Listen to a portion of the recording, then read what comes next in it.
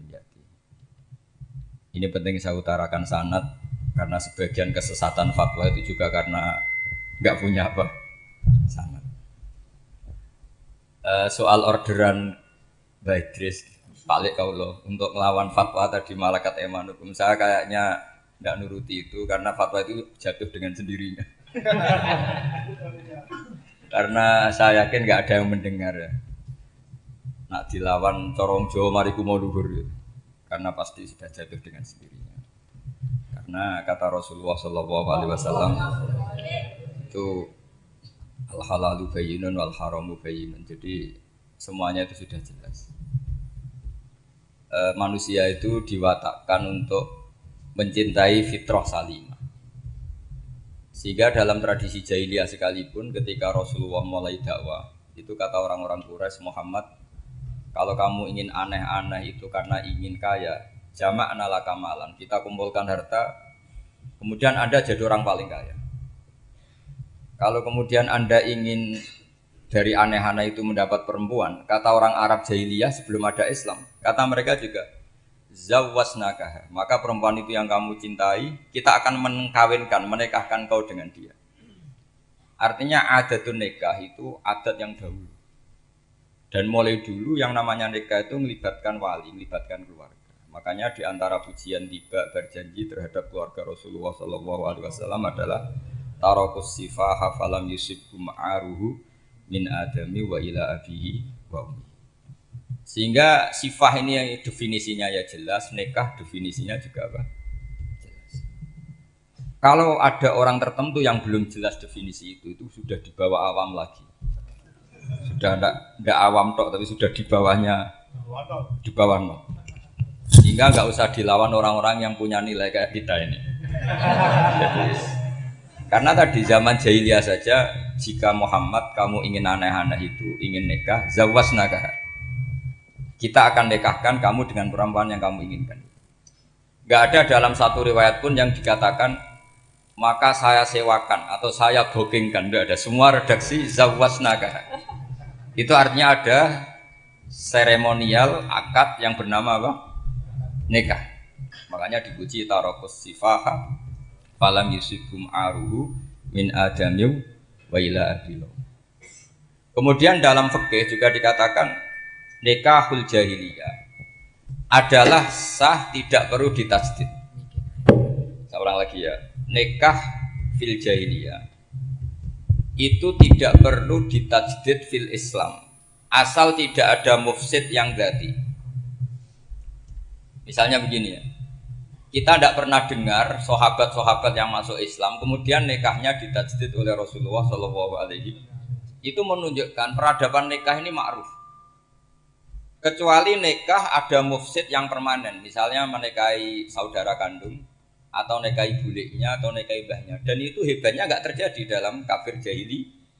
Semua nikahnya normal dan dengan wali, sehingga Anda tidak perlu menyaksikan aturan-aturan fikih yang sudah dibakukan oleh ulama. Jadi nggak usah risau sama. Pokoknya sampean yakin saja ja'al haqqu wa zahaqal batil innal batila kana. Nah kemudian ini yang makalah yang saya siapkan begini. Sekarang Indonesia itu dikepung oleh paham-paham keras. Sebetulnya untuk menghadapi paham-paham keras itu yang paling hebat tentu ilmu.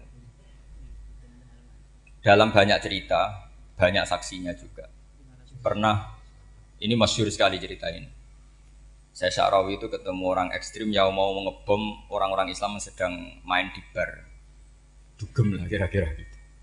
Karena di dunia Allah kok maksiat kok, ini baiknya mati aja daripada hidup, daripada ngeleng-ngeleng bumi. Terus ditanya sama Syekh Sya'rawi, kalau betul mereka jadi mati, aina masiruhum, lalu mereka mati terus kemana? Dijawab oleh ekstremis tadi, ya ilan nar, karena mereka matu fi finil maksiyah, mati ketika maksiat. Terus jawabnya si Syekh Sya'rawi, lalu kalau mereka ke neraka itu keinginan Rasulullah apa keinginan kamu? Apakah pernah Rasulullah itu berkeinginan umatnya mati masuk neraka? Ya enggak. Ya sudah, kalau itu tidak keinginan Rasulullah jangan lakukan. Itu kan satu ilmiah yang luar biasa. Rasulullah tidak pernah ingin umatnya mati dalam keadaan siap masuk neraka. Makanya tidak usah mati pas itu ya. Bener MC tadi, kalau mati milih tanggal dan milih tempat. Ya itu diantara pujian-pujian yang masyhur tuh, yang dulu sahabat ada yang muji Rasulullah itu, khuliqta mubarra'un min kulli aibin, fakaan nama khuliqta kama tasha. Jadi itu sebenarnya makalahnya sahabat, tapi yang untung Mustafa Atif karena dapat uang banyak dari nyanyi. Jadi itu sebenarnya makalah normal dari pujian seorang sahabat, tapi yang untung Mustafa Atif. Mungkin yang untung juga pengundangnya karena ternyata abadi ya. Tapi itu makalah itu. Nah cerita Imam Sa'rawi tadi, Sa'rawi Sa'rawi Mutawali Sa'rawi ya. Mufassir itu. Saya punya kitabnya itu 27 jilid. Saya sebagai peneliti itu ya ndak tasdek amat karena saya butuh adit ya, butuh penguat itu. Dan penguat itu pula yang saya bawa ke sini. Ya ini saya baca terjemahnya dulu, nanti saya baca Arabnya supaya dapat barokahnya Rasulullah SAW sebagai Jami'ul Kalim. Nabi pernah didatangi seorang bedui. Bedui itu Arabi, orang kampung. Minta sama Nabi, karena Nabi itu udah orang kaya, tentu kira-kira saya bayangkan ya dikasih 50.000 atau 10.000. Si Arabi ini tidak terima, dan tidak terima ngomong di depan umum. Ketika Rasulullah tanya, apa saya sudah baik sama kamu? Kata si Arabi tadi, tidak. Karena kamu kikir hanya ngasih saya segini. Sahabat hampir marah saja karena Nabi tersinggung. Tapi Nabi lalu mengajak orang itu ke dalam rumah. Kira-kira kalau Indonesia mungkin ditambah 200.000 atau 300.000. Kemudian, apa ini cukup? Ya cukup. Kamu sudah puas? Ya puas. Fajazakallahu min ahlin wa asyiratin. Dipuji-puji Nabi. Kemudian kata Rasulullah, ayo kita keluar.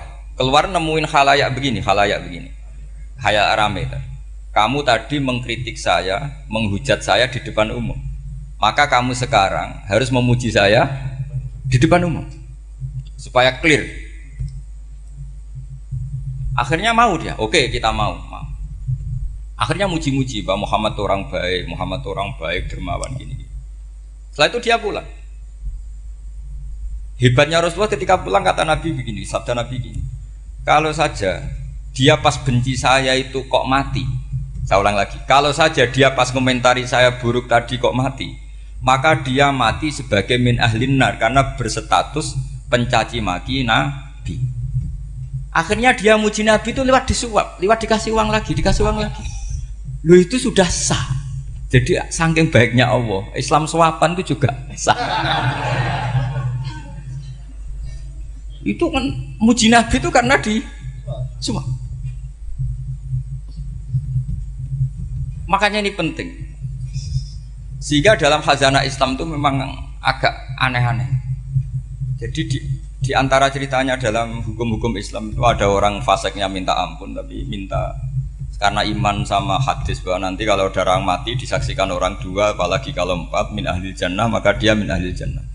Itu dia fasiknya minta ampun, nyewa orang. Nanti kalau saya mati bilang saya orang baik. Betul. Setelah dia mati bayar. Ini baik. Satu kampung nggak ada yang percaya ini saksi bohong gitu. Tapi sama Allah diampuni karena kesaksian suapan. Lalu berarti jangan ngalalo suap ya ndak, saya tidak ngalalo suap, ngalalo sedekah. Karena sekarang kalau ada caleg bayar katanya sedekah. Ya sedekah terpaksa. Ini penting saya utarakan karena apa? Allah itu menilai itu tidak sama dengan pikiran kita. Makanya kubu sebelah ini terlalu ekstrim, memaksa Allah berpikiran kayak dia. Satu karena kurang ngaji, nomor dua ya tadi emosinya lebih tinggi ketimbang intelektualnya. Ini penting saya utarakan. Ternyata orang yang nyuap tadi apa nilainya plus, yaitu dia iman sama dawuh Rasulullah SAW. Kalau yang namanya saksi itu penting, cuma dia mendapat cara itu lewat suap. Tapi kan iman kalau dawuh Nabi itu benar, kalau ada saksinya pasti min ahlil jannah. Terus dia nyari saksi harus dibayar. Sekarang sama, iya 1 juta. Sekarang saya tanya di KPPS atau di mana-mana, saksi pemilu itu dibayar enggak? Dibayar sah apa enggak? Sah. Jadi kadang kebenaran itu harus dibayar. Ini penting saya utarakan karena ada orang perempuan cantik dirayu, digaji supaya main di klub, dibayar jadi orang maksiat. Lalu mungkin ada ustadz gaji dia, bayar dia supaya mondok. Gak tahu terusannya apa, terus diwahyuh apa enggak tahu saya. Pertanyaannya ketika kamu bayar kemudian jadi santri, itu kamu dosa nyuap apa dosa sodako membiayai proses kebenaran? Sodako. Tapi kalau yang bayar untuk jadi pegawai klub maka membiayai kemaksiatan. Maka pembiayaan ini penting secara fikih. Arahnya kemana? Ke hak apa ke batil? Sehingga di Fathul Mu'in diterangkan misalnya ada orang layak jadi pemimpin dan kemudian rivalnya itu orang yang menyesatkan atau calon perusak bangsa, ya maka calon pemimpin yang soleh itu wajib berkompetisi meskipun bibadlil mal, karena kalau yang memimpin orang fasik kampung ini rusak, kalau yang memimpin orang soleh kalau gak bayar juga gak jadi, maka wajib bayar. Lah yang soleh bayar ini berstatus sedekah, tapi yang batil ini berstatus suap. Kenapa demikian? Karena yang namanya riswah atau ada yang baca ruswah adalah pembayaran untuk mengehakkan barang batil dan membatilkan barang hak. Sementara pembiayaan orang soleh adalah untuk memperkuat hak.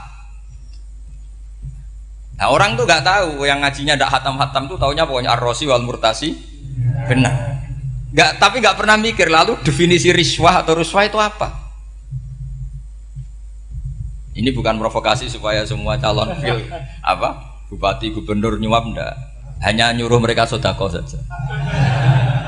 Jadi kalau nggak jadi, tapi sodako betul ya, kalau nggak jadi ya tetap ikhlas, mau dari awal memang sodako. Nah, soal gremeng ya bawaan manusia gitu ya. Ya nggak apa-apa, kami tetap gremeng. Ini penting saya utarakan, makanya menurut saya itu bangga dengan Pak Hamid karena sepupu mbah saya itu karena alimnya. Meskipun banyak orang mensifati beliau wali dan memang wali betul, tapi saya tetap menstatuskan beliau orang alim yang dari kelaziman alim itu beliau wali. Jangan dibalik, wali dulu baru alim. Karena dalam beliau orang lasem dan kaidah di lasem itu fakullu alimin waliyullah walaysa kullu waliillah aliman. Jadi kalau kaidah di daerah Jawa Tengah itu semua orang alim pasti wali, tapi kalau wali tidak mesti alim. Sehingga kalau menstatuskan alim itu keren, kalau di Jawa Tengah status alim itu keren. Dan soal keramat yang kaitannya dengan Mbah Mun itu masyhur itu dulu ketika Mbah Hamid santai-santai sama Pak Detaifur sama keluarga. Beliau mau istirahat, kemudian yang datang Kiai Maimun, Mbah Mun zaman itu masih dipanggil Gus. Sopo pur, ada Pak Taifur di situ. Kata Pak Detaifur, saya kalau manggil Pak D itu Gus Mun.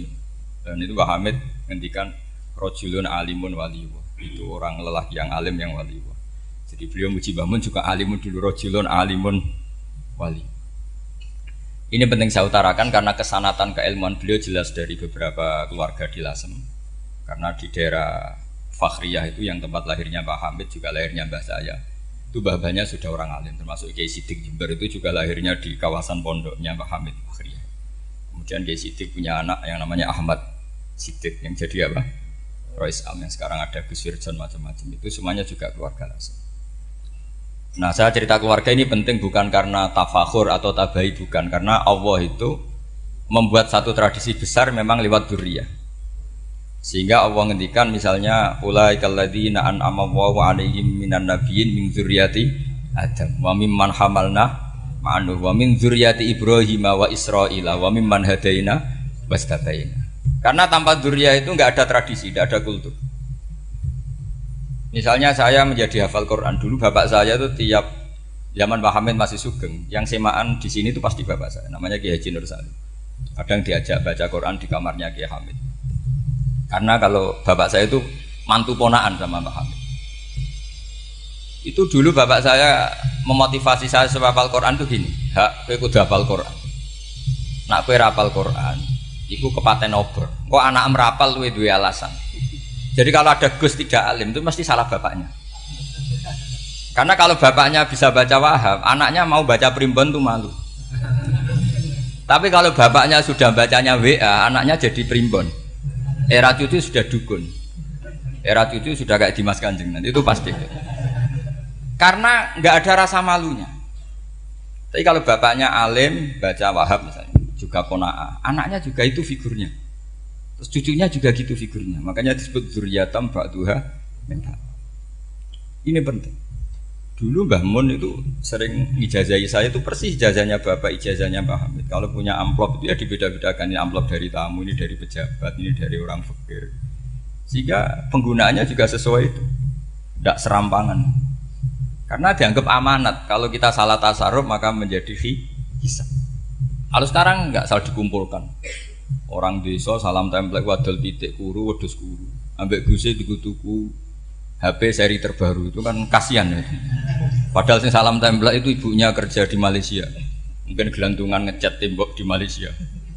Hasil salam template digogos tuku HP terbaru itu kan nggak imbang. Nah tuku tasbih kan sumbut. Ini bukan nyindir tapi ngamuk. Jadi ini penting karena semuanya itu ada hisabnya. Walatus alunna yauma idzin anina. Karena tradisi ini harus kita teruskan ala qadril istithaq. Karena itu nanti yang mengawal ilmu.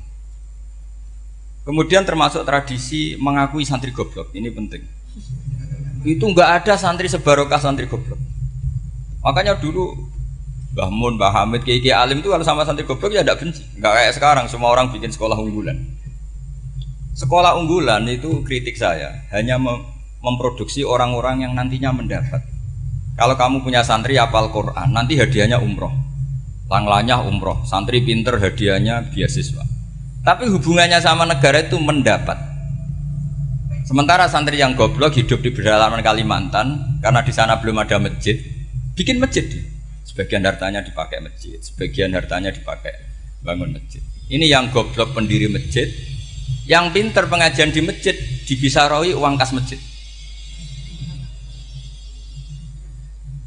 Artinya gini, ya kalau halalnya halal, tapi kita mbok yo roh hikmahnya orang-orang goblok.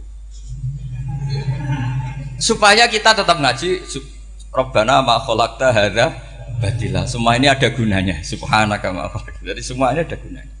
Maka bagi santri-santri yang goblok tolong nanti saya di Fatihai karena saya ini pembela Anda.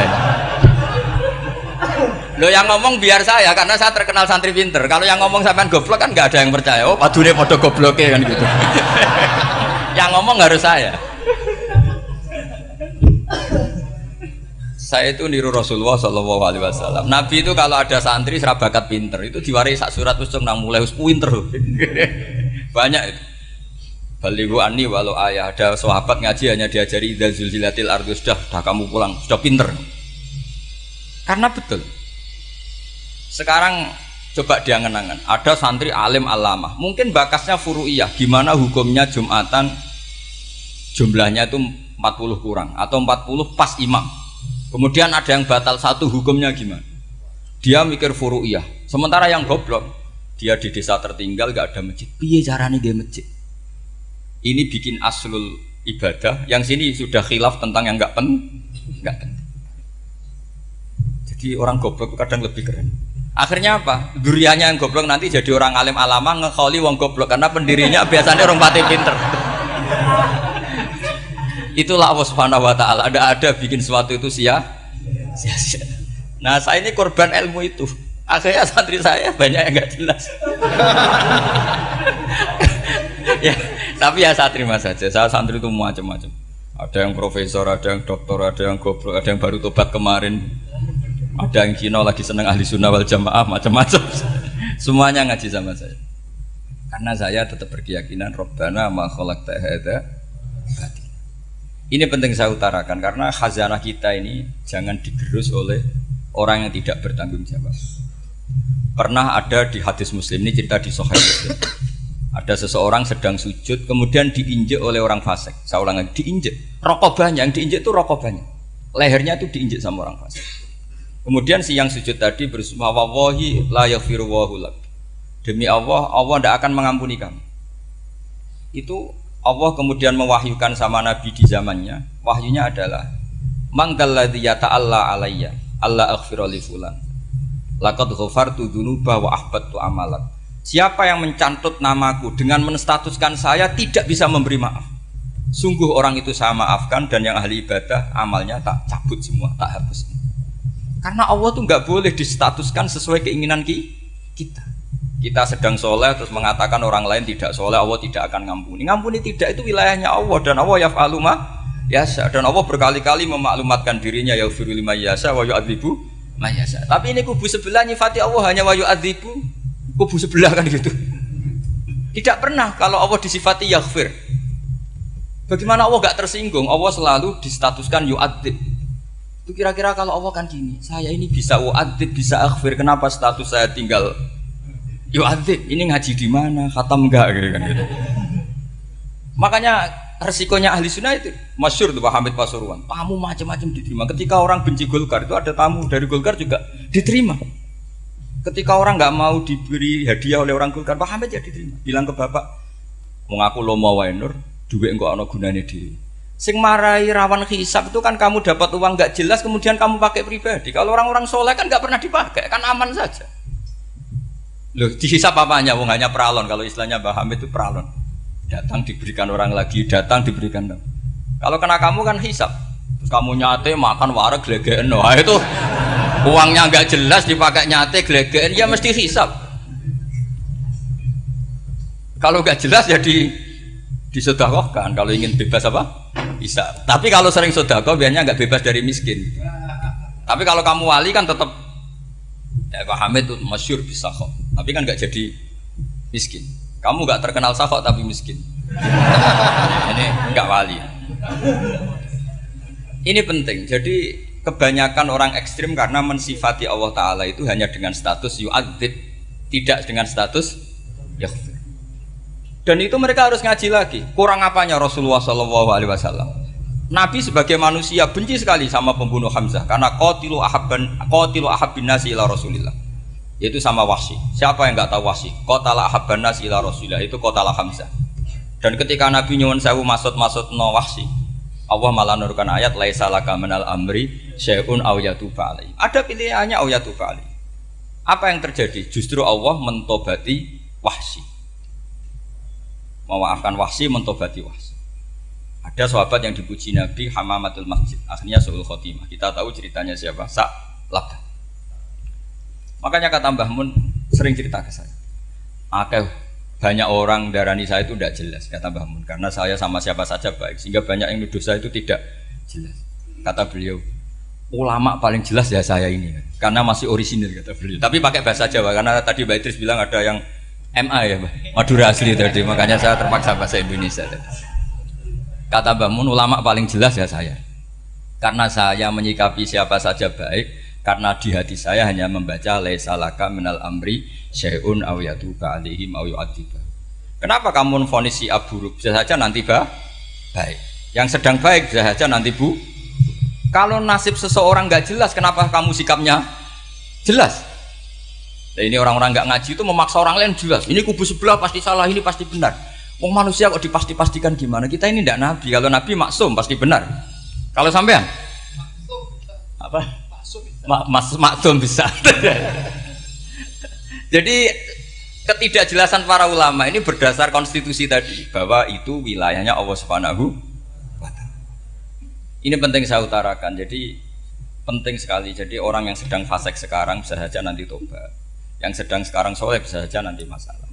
Sehingga Rasulullah tetap mengajarkan ya muqallibal qulub tsabbit qalbi ala dinik. Jadi kalau ngaji itu khatam. Khatam itu begini misalnya ya. Saya pernah ngaji Ihya, belajar Ihya khatam. Bahkan saya punya takrirannya berdasar kitab Ithaf, sarahnya Ihya. Kalau ingin tahu sanadnya sarah Ihya, ya misalnya Gus Idris ini, Idris ngaji Mbah Hamid Pasuruan, ngaji Mbah Dimyati. Mbah Dimyati ini ngaji sama kakaknya Kiai Mahfud Termas. Kiai Mahfud ngaji sama abahnya Kiai Abdullah. Kiai Abdullah ngaji sama abahnya Kiai Abdul Manan. Kiai Abdul Manan ini mulazim terhadap Sayyid Murtado Az-Zabidi. Jadi kalau santri Salafiyah ini ya kira-kira tokoh Sabiah. Karena Mbak Idris Sadisa ya kira-kira sampean tuh dari pengarang Ithaf itu baru tokoh berapa? Sabiah, masih keren. Turun pitu. Masih kaya lah. Lah kamu kok miskin? Turun ke wolu katanya kan. Jadi nanti kalau masih keren. Itu sampean ngaji kitab kalau khatam, saya ulang lagi kalau khatam. Itu memang ada bab-bab di mana ulama itu harus tegas, harus tafriq bainal haqqi wa bainal batil. Oke, itu bagus. Mana yang hak, mana yang batil kita bedakan. Di bab itu bagus. Tapi kalau nanti kamu ngaji bab tawadhu, lihat di Bidayatul Hidayah atau di semua kitab tasawuf, bab tawadhu itu, kalau melihat kamu orang kafir, kamu melihat orang apa? Kafir. Ini aso ma'akufri, ini maksiat wajar dia kafir. Saya ini muslim kok maksiat. Fadam bi akbah, maka dosa saya lebih buruk. Melihat orang tua, mesti ada aksaru ibadatan. Ini lebih tua, mesti ibadahnya lebih banyak. Nanti kalau melihat anak kecil, ada ashoru minni sinnan, pasti maksiatnya banyak saya. Jika terus evaluasi gitu, sehingga nggak pernah takabur. Misalnya di sini, saya ini kan gayanya keren, duduk di atas sampai di bawah. Gayanya tok, hakikatnya sampai lebih sombong karena memerintahkan saya. Jadi panitianya itu, makanya saya merasa tawadhu saja meskipun berdiri, karena hakikat saya ini makmur, diperintah. Panitia ini, penyelenggara ini amir, pemerintah. Kira-kira sombong mana? Itu sekali saya tidak memaafkan, finnar itu.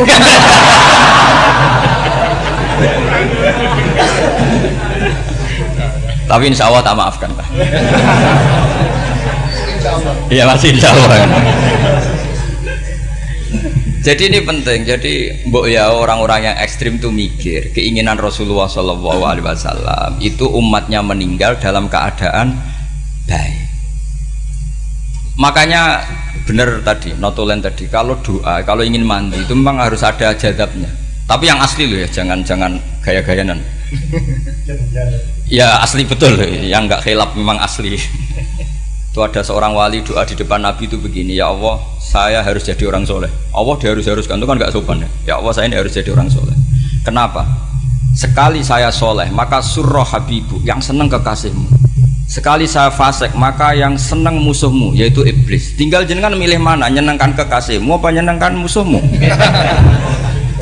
Akhirnya dapat aku ya sudah soleh aja, soleh ini kok doa kok neror orang ini. Kira-kira gitu.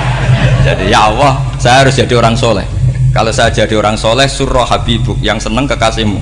Kalau saya jadi orang fasik yang seneng musuhmu. Sedangkan tinggal milih saja, menyenangkan kekasihmu apa menyenangkan musuhmu. Kira-kira Allah seneng mana? Seneng menyenangkan. Wah itu doa paling mustajab. Tapi syaratnya harus anti bikolbin dan dari ijazah nggak mandi, itu ijazah nggak mandi. Maka ini tidak saya ijazahkan. Nanti kalau kamu ngalami isak sendiri, ngalami wujdi sendiri, terus ngalami itu, insya Allah makbul. Ini mau gaya-gayanan copy paste nggak diterima itu. Jadi wali-wali dulu itu kalau berdoa itu sederhana, tapi dari hati yang paling dalam. Makanya Nabi Musa itu terkenal, orang paling seenaknya sendiri dan Nabi Musa hubungannya dengan Allah. Tapi sama Allah dimaafkan karena orisinil, tidak bikin-bikin. Rasulullah juga itu, kalau sudah marah itu doanya gitu. Cuma celakanya ditiru Nira Warisman dulu. Nabi itu ketika perang Badar itu jelas kalah, nggak mungkin menang, sudah jelas kalah. Nabi hanya 313 orang kafir, 1000 dengan perlengkapan apa? Sudah lengkap semua. Setelah perang dilihat itu jelas kalah.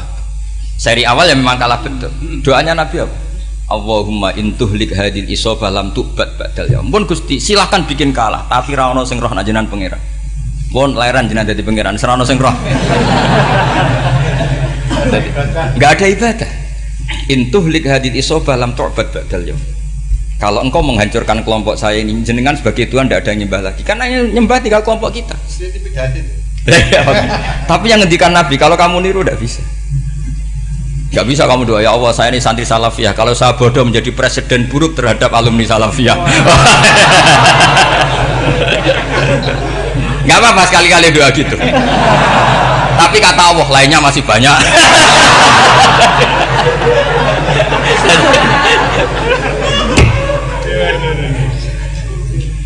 Tapi itu syaratnya tadi harus ada al-wujdi wasima. Jadi makanya Imam Ghazali punya kitab al-wujdi wasima. Karena ada masrob, ada syarab. Jadi wali ngikuti para nabi itu ada masrob, ada syarab. Sehingga perasaannya itu beda. Saya punya sekian contoh. Makanya tadi saya bilang di sini yang cerita nanti tak baca Arabnya ya, tabarruk dengan jamil apa kalim. Jadi Nabi menyontohkan gini ya. Hubungannya Nabi dengan umatnya itu kata Rasulullah ibarat orang punya unta atau sapi yang susah, yang sarodat itu berat. Kalau bahasa sini apa beda? Yang larat apa? Melayu. Terus orang-orang lain ingin membantu, kubu sebelah ingin bantu, tapi ketika mereka ingin bantu malah unta ini tambah lari karena asing. Semua selain pemiliknya ini kan bagi unta itu asing. Jadi mau dibantu ditangkap tambah lari karena ini orang asing semua. Ngajinya agak jelas, asalnya agak jelas, tapi mau ikut ngurumat Islam ini asing semua. Akhirnya kata Nabi yang punya unta itu tadi datang, kemudian ngambil rumput, terus unta itu dipanggil, kemudian unta itu ngikuti. Kata Nabi, ibarat saya seperti itu. Kalau saya yang memimpin Islam, saya yang merawat umat saya, maka umat akan mudallalah, akan nurut. Tapi kalau yang rumat kalian, malah Islam menjadi kacau. Kenapa menjadi kacau? Karena tadi nyifati Allah saja salah. Orang Islam baik dihukumi kafir hanya karena tahlilan, hanya karena manakiban dihukumi kafir. Sekarang inginnya Nabi orang menjadi muslim apa kafir? Inginnya Nabi orang menjadi muslim apa kafir? Muslim. Lalu gara-gara melakukan perilaku tertentu dihukumi kafir. Iya, ziarah wali songo musyrik, nyekel patok musyrik. Katanya minta sama mayit. Padahal saya andekan jadi mayit itu diziarahi sampean nggak seneng. Nggak senengnya karena ya kadang murid itu jari gurunya ya kurang ajar. Masa gurunya dibilang gini, ya Allah, ingkana musinan fazid fi isani, wa ingkana musian fatajawas andu. Kata gurunya, soleh tenan darani ingkana. Makanya saya tidak suka zaman ziarah ke saya, kecuali doanya ditasihkan dulu ke saya. Makanya nggak boleh ziarah itu pada Nabi, bisa murtad kan? Coba itu baca di depan Nabi, murtad gak? Ya Allah, kali ini baik maka gini, kalau buruk. Masa Nabi baiknya ingkana? Lah orang-orang yang menyerang kita kan, itu gak ada zaman sahabat doa seperti itu. Ya mesti gak ada, mana mungkin sahabat baca itu di depan Nabi.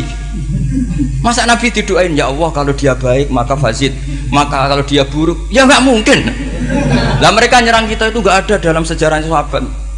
Ya sahabat kok nahlilin Nabi itu gak nabi, mau didoain maghfir lahu. Kan ngenyek kanjeng Nabi jadi didoain maghfir lahu. Ya mesti saja sahabat gak akan tahlilan. Yang kabudut itu Rasulullah, bahkan diistilahkan kabudut saja salah. Intaqala ila rafiqil ala. Nah kalau sampai harus ditahlili, kalau enggak yang rokok betul. Amalnya pas-pasan, dosanya berkelanjutan.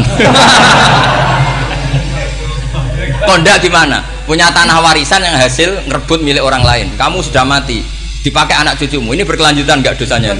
Berkelanjutan, berseri-seri. Mereka kalau nyerang kita kan sahabat tidak melakukan itu untuk Nabi, ya nggak mungkin lah sahabat mendoakan itu pada Nabi, kan nggak mungkin. Coba kalau kamu jadi mayit, terus kamu gurunya, terus ada murid kamu bilang Allahumma ingkana musinat fazid fi isani wa ingkana musian fatajawaz anhu. Mesti kalau kamu bisa bangun. Ya Allah cong meyakini saya soleh itu masih ingkana. Kalau guru saya soleh maka, kalau guru saya buruk maka, itu kan taklek namanya, apa? Itu kan kurang ajar. Loh, saya tidak pernah doa gitu di depan Pak Hamid Pasuruan, tidak pernah. Saya kalau doakan bangun ya tidak pernah gitu. Allahumma ali darajati fil jannah gitu. Saya nggak pernah, ingkana nggak pernah. Karena andekan itu saya juga sama kok. Cuma kalau ada orang doa di bangun gitu ya karena orang lain ya tak biarin. Tapi saya tidak bilang amin, ya biarin aja sudah. Tapi kalau santri sarang nggak usah lah doa ya apa? Ingkana. Masa meyakini solehnya gurunya kok nunggu apa? Ini bukan ijazah, ini marah ini. Jadi pelurusan ini. Saya ulang lagi, ngaji itu harus khatam.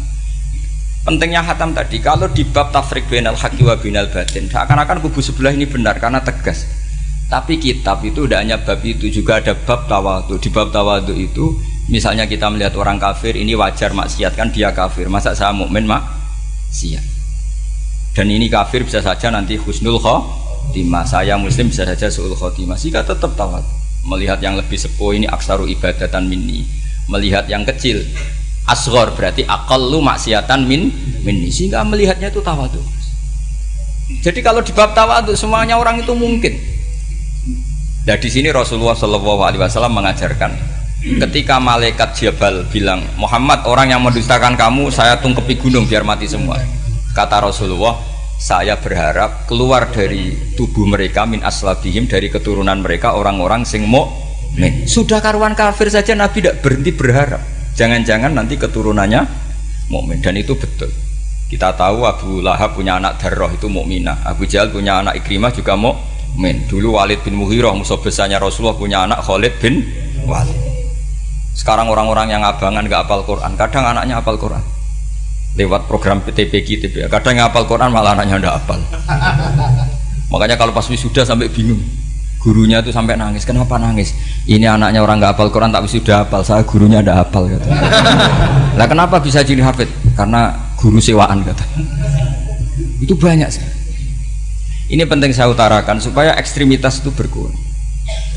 Logika-logika yang dibangun ulama itu ngikuti riwayat. Agama itu ngikuti riwayat, bukan sekedar akal. Saya punya contoh ketika kitab Ihya menutup kitabnya, yaitu Imam Ghazali. Itu ada dua orang. Ini di akhir kitab Rojak dan dipakai nutup kitab Ihya sebagai rojaknya Imam Ghazali. Ada dua orang min ahli nar dipanggil sama Allah. Ini sekaligus ijazah. Kali ini ijazah betul. Yang dipanggil ke surga itu masih muqayyad dan biangkalil jahim, masih muqayyad, masih dibelenggu sama atribut neraka. Terus sama Allah ditanya, dia jong kabarin rokok, wah syarra makanan Gusti mun rokok jenengan takokno sekarang ra enak jen. Terus kata Allah, ya sudah kamu kembali ke sana karena kamu memang orang fasik. Itu lari, semangat mau ke neraka. Ini ijazah. Semangat disuruh kembali ke neraka itu semangat lari. Allah tanya, "Loh, Jong, kenapa kamu semangat?" Ya Allah, saya ini sudah kapok. Dulu ketika di dunia kamu perintah, engkau perintah, saya tidak semangat. Maka kali ini jenengan perintah saya semangat. Karena saya sudah kapok. Setiap engkau perintah saya ada lari semangat ke neraka. Nah barokahnya semangat masuk neraka ini, kata Allah, ya sudah kamu di surga saja. Maka ijazah nanti kalau ada pengumuman silahkan masuk neraka, kamu harus lari sekencang-kencangnya. Karena itu perintah Allah apa? Yang ketika kita di dunia kalau diperintah males-malesan. Kalau kamu diperintah sholat subuh jamaah kan males-malesan. Dan itu menjadi kita masuk neraka. Sebagai kafarah itu ya Allah, karena ini perintah engkau, saya tidak males-malesan lagi. Wis ngebalikin rokok, lari semangat. Allah akhirnya haru, dimaafkan. Panggil lagi, sudah di surga saja. Barokahnya semangat masuk neraka. Nah ini ijazah ini. Ya diterima ya. kok enggak semangat terima ya. Yang kedua enggak. Sudah kamu kembali ke neraka, pelengahan gitu. Enggak semangat. Allah dilihat terus enggak semangat. Kenapa kamu toleh? Ya Allah, saya tidak pernah ngira ketika engkau manggil saya ke surga, kemudian engkau kembalikan lagi ke neraka. Ya sudah di surga saja. Barokahnya husnudzon. Jadi ini ijazah, kamu milih dua itu, milih yang mana terserah. Artinya apa? Logika kamu itu tidak mesti masuk apa yang dilakukan oleh Allah Subhanahu wa Ta'ala. Itu logika kamu kan tidak masuk, tapi Allah yaf'alu ma yasha. Ini penting saya utarakan. Nah tapi orang-orang ekstrim itu maunya nyifati Allah dengan status yu'adzib, yantakim, jabbar, kohar. Sifatnya Allah Ta'ala itu 99. Kenapa apal kamu hanya satu? Jadi tetap saja menghadapi fenomena seperti ini tetap laisa laka minal amri syai'un aw yatuba alaihim aw yu'adzib. Sehingga setahu saya Mbah Mun, Mbah Hamid Pasuruan, guru-guru kita, habaib yang alim-alim itu melihat tamu macam-macam ya dilayani semua. Karena ini ngadepi fenomena sosial yang semuanya tidak jelas. Kalau nggak jelas apa? Ya kita bisanya berharap karena afdolul ibadah itu intidharul farad. Kalau belum Islam sekarang kita harapkan nanti. Kalau bapaknya enggak kita harapkan anaknya. Kalau anaknya belum kita harapkan cucunya. Karena agama ini limangka nayarjuwo hawal yaumal akhir. Agama ini bagi yang terus berpengharapan, bukan bagi yang putus asa. Ini yang penting saya utarakan. Jadi apalagi Allah sudah punya rencana tadi, yang goblok-goblok di pedalaman Dayak bikin masjid, yang pinter-pinter ramen lomba untuk sangu, untuk umroh. Kira-kira memberi sama mendapat pahalanya keren mana? Memberi.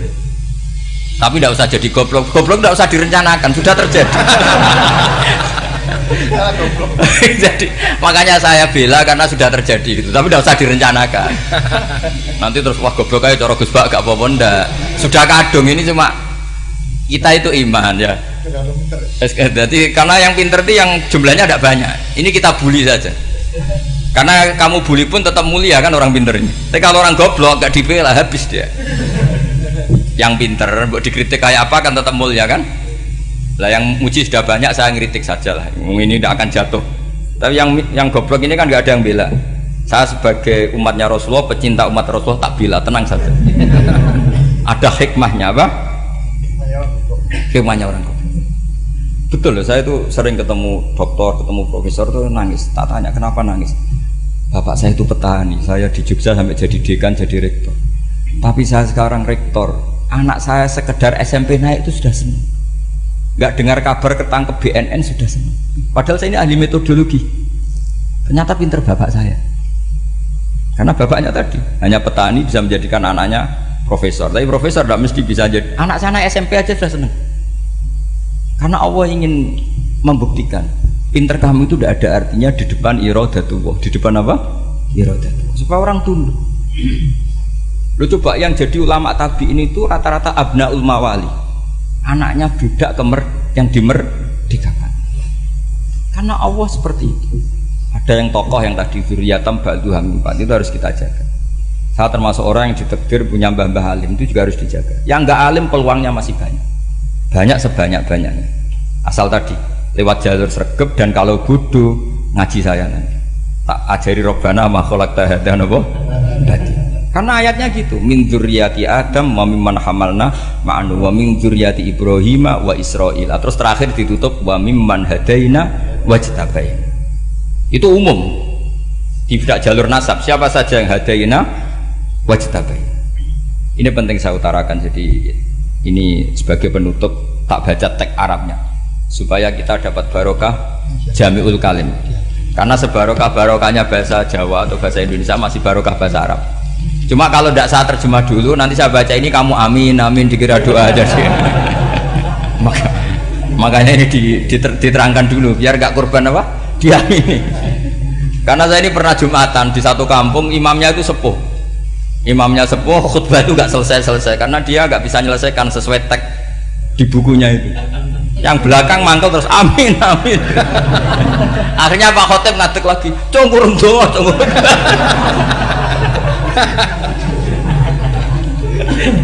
Ya ini masih teks Arab, tapi yang belakang sudah apa? Amin amin. Ya saya baca.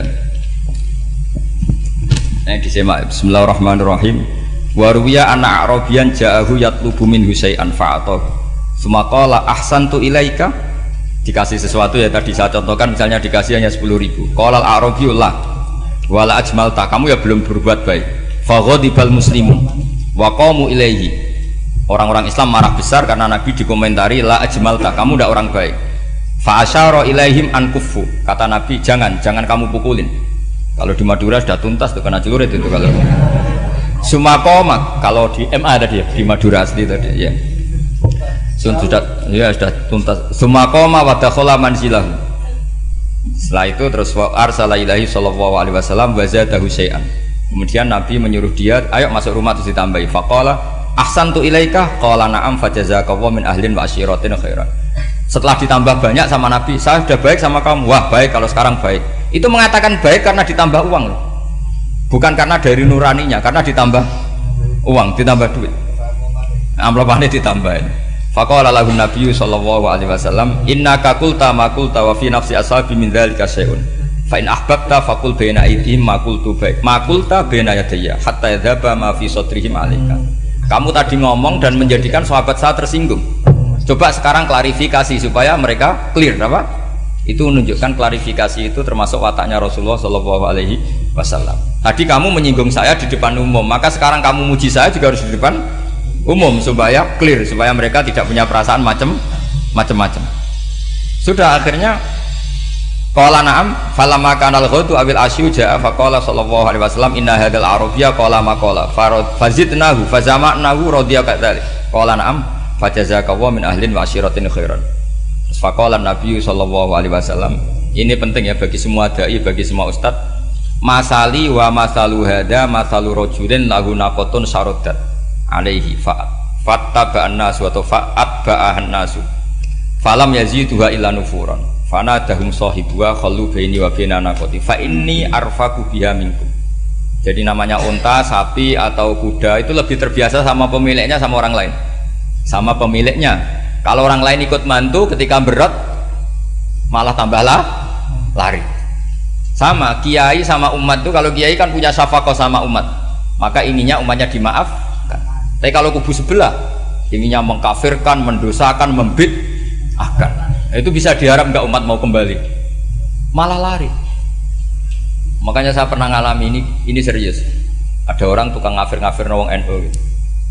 Di majelis, satu majelis dengan saya. Singkat cerita, saya NU pinter. Waya jamaah duhur itu waya sholat. Ayo jamaah, aku gak sholat.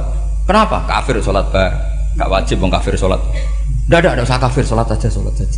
Mereka itu kan omongannya ta'arud, mengkafirkan kita tapi mewajibkan kita sholat. Sholat wajib gak bagi orang kafir? Gak wajib. Berani gak mereka mengatakan yang dikafirkan tidak perlu sholat karena sudah kafir? Berani gak kira-kira? Gak berani. Jadi omongan mereka itu paradoks semua. Karena memang gak pernah ngaji. Gak pernah apa? Gak pernah ngaji. Ngajinya betul-betul. Gak pernah khatam tadi.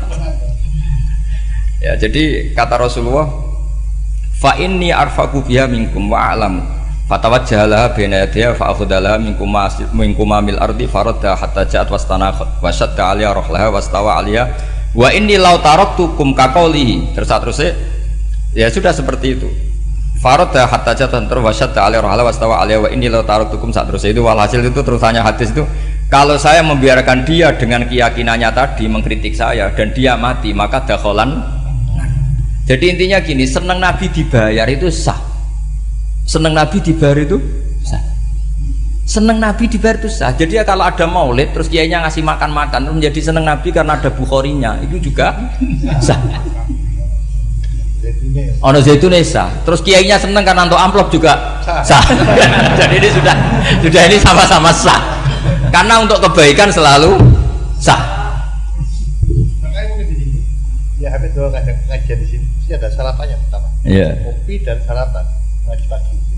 Jadi orang datang ingin sarapan tidak apa-apa. Tidak apa-apa, sah itu. Sah. Sayyid Muhammad juga gitu, kalau ada orang ngaji dikasih uang juga sah.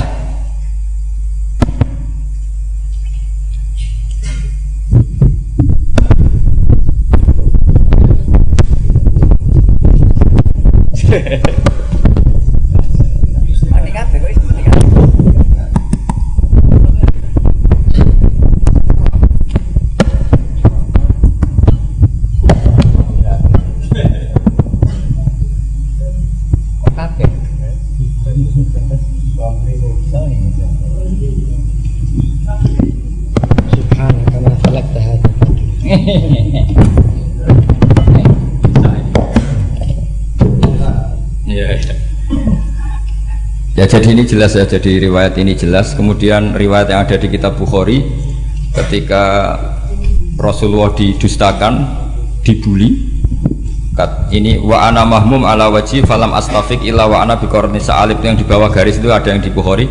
Farafatu rasi fa idzan ana bi sahabatin qad adallatni fa nadartu fa idzan fiha jibril fa nadani faqal inna wa qad sami'a qala qaumika laka wa maraddu 'alaika wa qad basa ilaika malakal jibal litamurahu bima syi'ta fihim fanadani malakul jibal fasallama alayhi tsumma qala ya Muhammad faqala dzalik bima syi'ta in syi'ta an udbika alim al-akhsaban faqala Nabi sallallahu alaihi wasallam bal arju ayyukhrijawahu min aslabihim ma ya'budu wa wahdah la yusyriku bihi syai'an. Jadi Nabi menghadapi yang sedang kafir saja enggak putus asa, bisa saja mereka nanti melahirkan anak-anak yang Islam.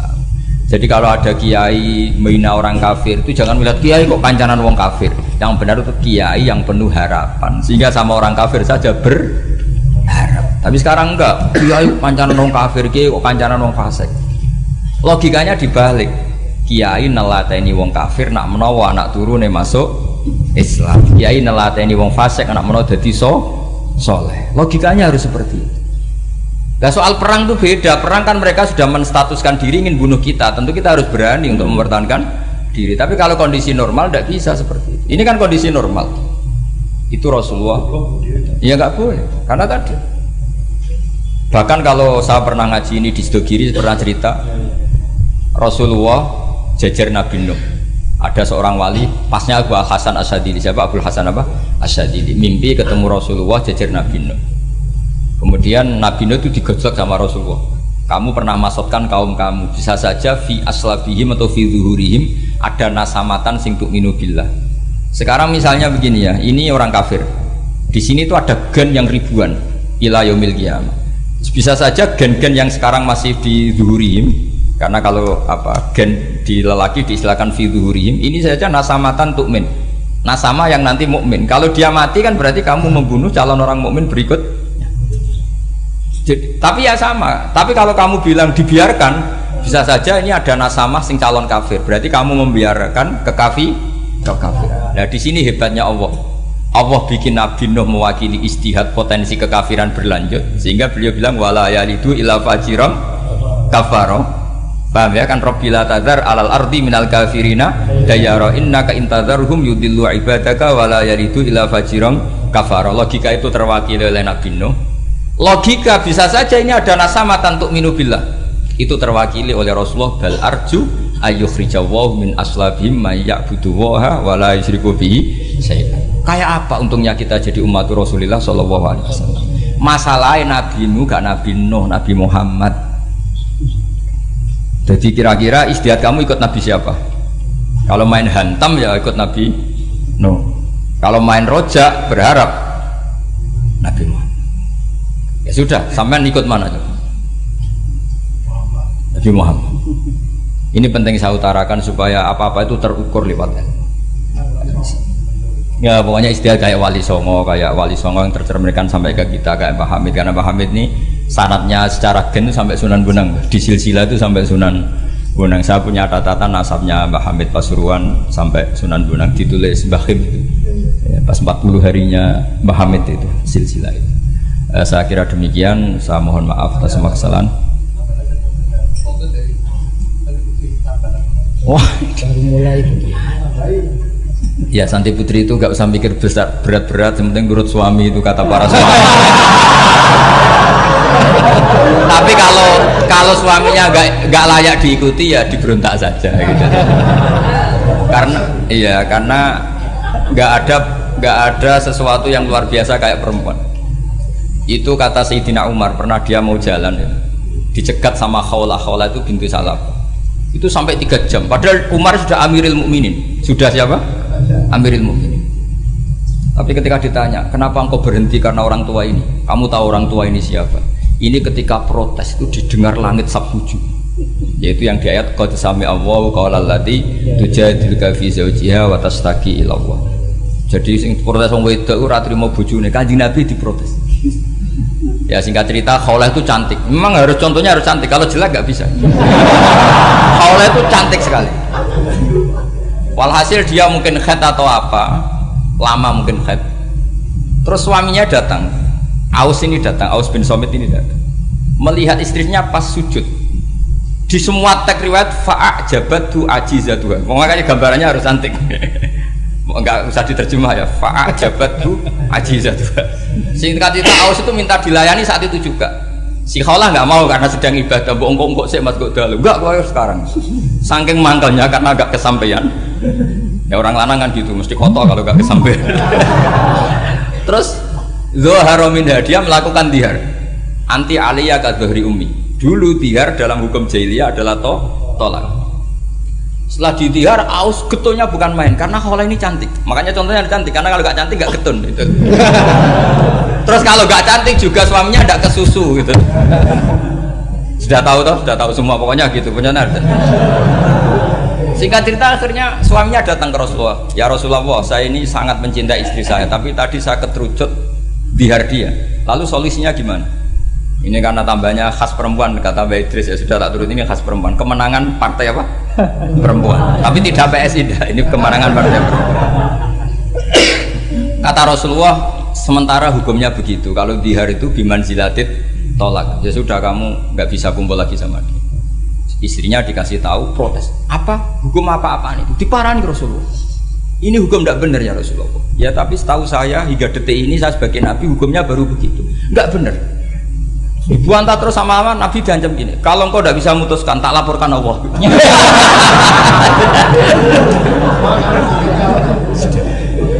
Akhirnya ini pulang sujud sholat lapor sama Allah.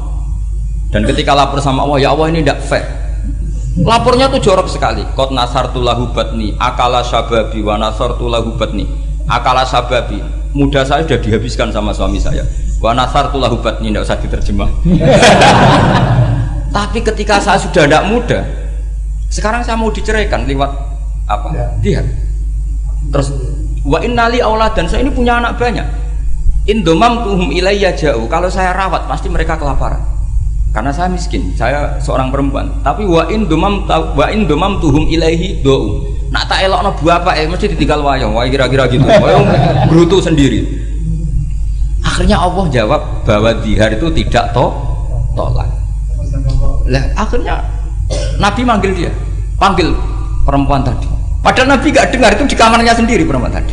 Terus qad sami Allahu qala allati tujadiluka fi zawjiha wa tashtaki. Itu semua teks ya tujadil. Allah mendengar perempuan, lati itu perempuan tujadil kasil madoni kowe Muhammad. Nek dadi kiai dipadoni wedok enteng, Nabi saja dilabrak. Wes musuh perempuan tuh repot. Nabi dilabrak. Sampai jadi surat Mujadilah. Makanya saya kalau baca Mujadilah, ada yang baca Mujadalah. Ini kaitannya dengan tasrif. Jadalah yujadilu mujadalatan. Karena sekali nggak bisa tasrif, nggak sah jadi mufasir. Ya jadi kalau kafaro ya kafiru ya takfiron. Iya. Kira-kira kan gitu. Fa'ala yufa'ilu ya tafilan. Jadalah yujadilu mujadalatan. Jadi kalau mujadalatan itu masdar, karena ini subjek pelaku mujadilah, jadi boleh mujadalah bisigotil masdar, boleh mujadilah dengan sigot isim fa'il. Karena wanita pembantah Nabi itu didengar oleh Allah. Makanya ayasma'uha Rabbul Izzah min fawqi sab'i samawat walam yasma'aha Umar. Allah saja mendengar dari langit 7, masa Umar gak mau mendengar? Jadi makanya kalau Umar macam-macam orang nyewa khaulah, kamu yang ngomong. Kira-kira dengan assalamualaikum warahmatullahi wabarakatuh.